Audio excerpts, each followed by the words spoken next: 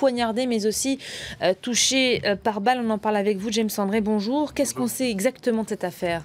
Écoutez, ce qu'on sait tout simplement, c'est que cette députée était en train de tenir une de ses permanences qu'elle tenait chaque semaine donc à Birstall, qui est une petite ville qui se trouve près de Leeds, dans le West Yorkshire en Angleterre. Et donc en sortant de cette permanence, eh bien, elle a vu deux hommes qui étaient en train d'avoir une altercation, qui étaient en train de se bagarrer. Et elle a souhaité s'interposer.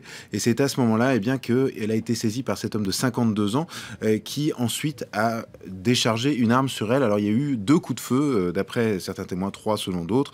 La nature de l'arme, on ne la connaît pas. Certains témoins parlent d'une arme faite maison, ou en tout cas une arme ancienne. Ça, c'est pas très clair non plus. Bricolée, ouais, bricolée, mais en tout cas, donc, elle a été évacuée vers un hôpital. Elle est dans un état critique aujourd'hui.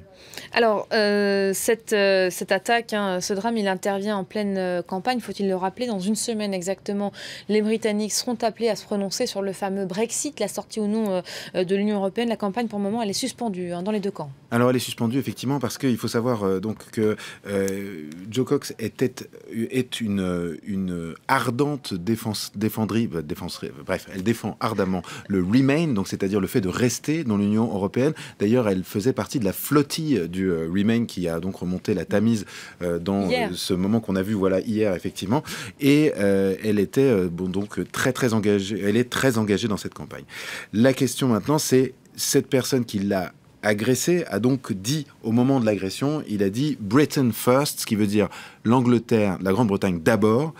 Donc, y a-t-il un rapport entre les actes de cette personne et la campagne? C'est possible, mais en tout cas, la campagne a été totalement stoppée de part et d'autre. Elle est suspendue, on est à une semaine. Et pour la petite histoire, eh bien, actuellement, c'est effectivement le camp du Leave, c'est-à-dire ceux qui sont pour le Brexit, le fait que l'Angleterre quitte l'Union européenne, qui sont en tête d'après les derniers sondages, notamment le dernier sondage Ipsos qui les donne à 53% contre 47% pour ceux qui souhaitent rester.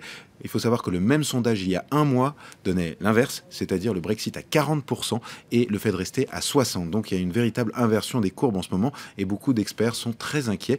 Mais bon, Jean-Claude Juncker a dit depuis la Russie que ce ne serait pas la mort de l'Europe si l'Angleterre devait faire un Brexit. Voilà, les dirigeants européens qui semblent préparer les Européens à une éventuelle sortie des Britanniques. Merci beaucoup.